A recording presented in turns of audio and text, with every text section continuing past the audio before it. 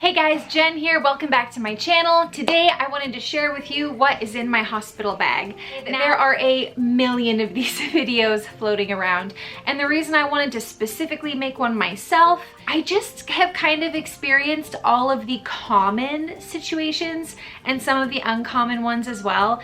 And this time I packed less than I've ever packed, and I feel more prepared than I've ever felt. So I wanted to share what I am packing. So without further ado, let's get into the video. I've pretty much got three categories of items. I've got my toiletries, my electronics, and my clothes. So let's start with electronics. First of all, I recommend that you pack your electronics and live out of your electronic bag ahead of time so you don't forget anything. So for electronics, I mentioned my Bluetooth speaker, but I also have my camera case, which is my camera. I have a couple extra memory cards. I have my dongle. I don't think this is technically a dongle, but I have a memory card to Apple cord so I can dump all of my pictures if I need to get more space. Let's see. And then I do have an extra battery and battery charger, but that's in the wall. Now I did buy doubles of our iPhones, our iPhone cords, and I got extra long cords because the plugs are very far away from where you will be. So definitely worth it to invest in the long cords. And then I have my laptop, which isn't actually here right now because I was just using it, and my laptop charger, which is pretty much for working and watching Netflix. And then I have these little tap battery lights. These are great for after the baby comes. You know, you got like 2 or 3 lights to pick from. The bathroom light, and there's like an over the sink light, and some of them are too bright for you to sleep, and some of them are too dark for you to change a diaper. So it's nice to just have a little tap light that you can keep right next to your bed for when you need to see to nurse baby or change a diaper or anything like that. I wish I hadn't got one that changes colors like this, but they were pretty affordable. So that's it, guys, for my electronic bag. And a rock. I have other kids. I don't know why there's a rock in there. That's it. So let's talk about clothes. I'm gonna do toiletries last because I've got some good tips for toiletries. But let's talk about clothes. So, clothes. This is another hard one for me. It's hard to know what you're gonna be comfortable in if you've never had a baby. But I suggest a fitted option and a loose option, because you don't know if you're gonna want to feel very supported, because after you have the baby, it can feel like you have all this extra space in your abdomen where there's organs, and they don't feel like they're secure for that first couple of days, and it's kind of an odd feeling. So you may want something super snug, and you may want something super loose. If you've had a C-section, you might not want anything to touch your incision. So it's personal preference, and it's hard to know what you prefer if it's your first. I wear a nursing tank, a thin, comfortable robe, and a pair of loose fitted pajama pants. And I packed enough to wear that twice. So another pajama pant, another nursing tank, and I will wake up the next morning and put clean pajamas and a nursing tank on, and that's pretty much what I will live in. And again, I've done this before. That's what works for me. I know I'll be comfortable. I would suggest getting a nursing tank with a little padding, just so that you feel kind of covered when people come to visit. This one, I highly, highly, highly, highly recommend, so much more than other things. These are just slippers. They're new slippers. I've never put them on. I got them off Amazon. They were like 15 bucks, right? Okay, so the hospital is gonna give you little hospital socks probably, right? But I'm weird about germs, and I'm going to step out of my bed to go use the restroom or to pick up the baby or to get something out of my bag, and I'm gonna go get in my bed, right? You're not gonna take those hospital socks off your feet, which means y'all, that hospital floor you just walked in, you're putting on your bed, and you're putting in your sheets, and you're putting where in the middle of the night you're gonna lay a baby down in front of you probably to change a diaper, and it just freaks me out. So I have slippers when I get out of the bed. I have slippers to go wherever I need to go. I take them off right by my bed when I get in the bed, and my feet stay clean and germ-free in the hospital, which again is super weird. I know nobody talks about it, but it really bothers me personally. So slippers. And then for going home, and I have 2 outfits because I'm planning to stay 2 days, but for going home, again, 2 options, fitted and loose. I have like the high-waisted, I just got these off Amazon. I'll try and link the exact pair, but they're high-waisted, postpartum, really fitted like spandex. They're like super tight, and they just make you feel very sucked in and comfortable. They also, since you're probably gonna be going home in like the hospital pads and panties and stuff that they provide, these really kind of hold all that too. So you just feel very supported. And then I have the same for the nursing tank that I wear home. It's like a tummy control nursing tank.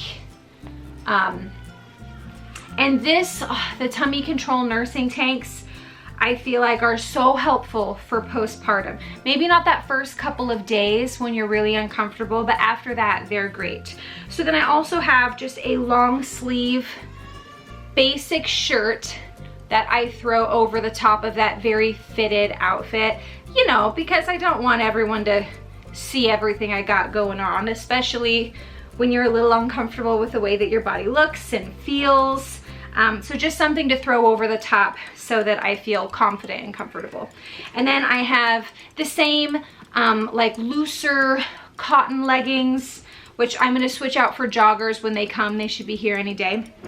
And then just like a loose cotton nursing tank, but we'll still wear that gray shirt over the top. So nothing fancy. You're gonna be focused on baby and putting baby in their clothes and putting baby in their car seat, and you just want to feel like, I'm done, I'm good, let's go, you know? So quick is better. All right, so guys, that's it for clothes. You'll notice I didn't bring underwear. I don't see the need to ruin your own stuff when you're at the hospital. The underwear that they provide, they're awesome. Just use them, they work. Actually ask for extra and bring them home and use them the first couple of days you're at home because they're great. So that is it for clothes. Oh, that's not it for clothes. Let's talk about baby. I do have my going home outfit, and this time my hospital's like 15 minutes away from my house or less, and I just want baby to be comfortable.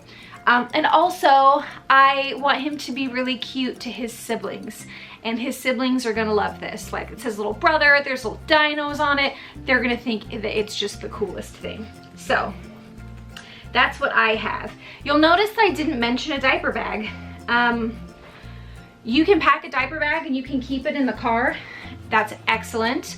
But they have diapers, they have wipes, they have binkies, they have everything, guys. You just don't need to take anything. In fact, take an empty bag so you can take things home with you that they've already provided. Okay, so now let's talk about toiletries. I feel like this is the thing that, for whatever reason, everybody wants to know about. Here is my tip for toiletries. I get a extra large makeup bag like I have here, and a couple of weeks before I'm due, I just set this on my counter, and every time I use something, I put it in the bag, and then I just live out of this bag for those last few weeks. And so when it's time to go, I'm just gonna grab this bag, and I'll feel confident that whatever I need is in there, and I won't have to think about it, because if I've used it in the last 3 weeks, it's in the bag. Now, the exception to that is that I'm not taking any of my own skincare, because bottles leak and break, and some of my face washes are in the shower, so if I have to go, they might be wet bottles. Yeah, I just don't want to mess with any of that. So I did get like a trial size skincare. Okay, so as far as makeup, I don't feel the need to show you everything that's in my bag. you don't care how I do my makeup, you care how you do yours, right? So with the exception to all of my regular makeup, a couple of things I want to mention is a really good chapstick. If you don't have a really good chapstick, get one. I love the Badger. It's a really great brand. Waterproof mascara. You may not always use mascara. You may not always use waterproof, but if you are gonna wear any mascara at the hospital, it should be waterproof.